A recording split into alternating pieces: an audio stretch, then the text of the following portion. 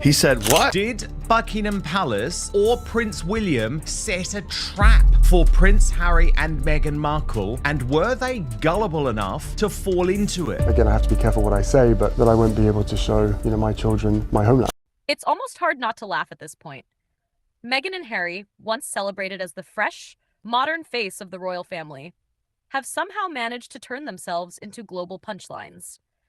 They walked away from palace life claiming they wanted privacy, yet they've since appeared in more interviews, documentaries, and tell-all projects than any royal in living memory. Privacy? Apparently, in their world, that means let's turn every secret and grievance into a profit.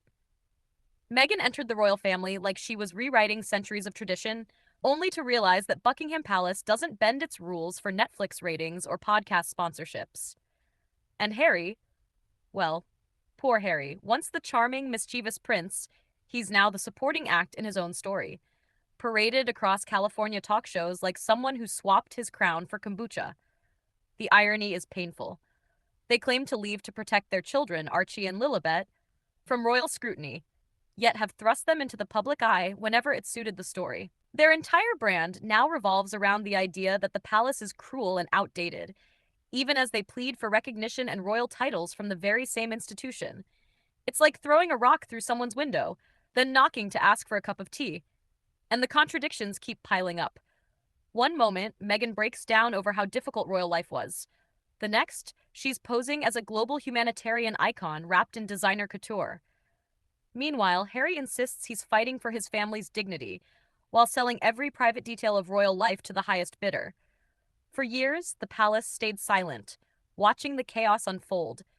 But that silence has finally broken.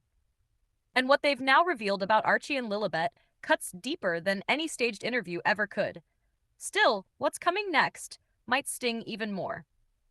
To understand why Buckingham Palace's decision regarding Archie and Lilibet feels so severe, we have to rewind more than a century, to a time when royals didn't answer to tabloids, trends, or talk shows. In 1917, King George V introduced what's known as the Letters Patent, a legal decree that defined, once and for all, who could be called a prince or princess. It wasn't designed to shame Harry's children.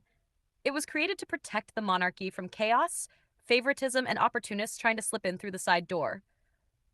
The rules are crystal clear. Legitimate royal bloodline, proper birth registration under the crown, and baptism within the Church of England. No Hollywood exceptions.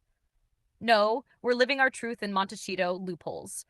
That ironclad structure has preserved the monarchy for over a century. And this is exactly where Meghan and Harry's media narrative collides with unshakable royal reality. They treated royal titles like bonus points in a PR game, something they could win back with enough interviews and documentaries.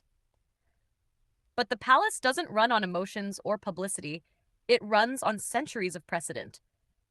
Those dusty old decrees carry more power than any tearful TV confession. That's why the palace has stayed cold. Not out of spite, but because changing the rules once could unleash chaos that threatens the entire institution. Imagine if every distant relative, reality TV personality, or celebrity spouse could suddenly decide their child deserved a royal title. That's not monarchy, that's mayhem. And whether you admire the royals or not, one fact stands firm.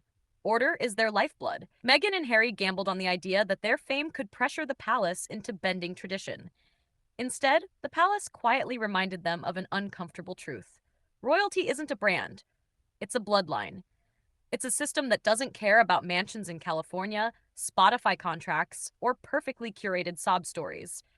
And for Archie and Lilibet, that same system just closed the door for good.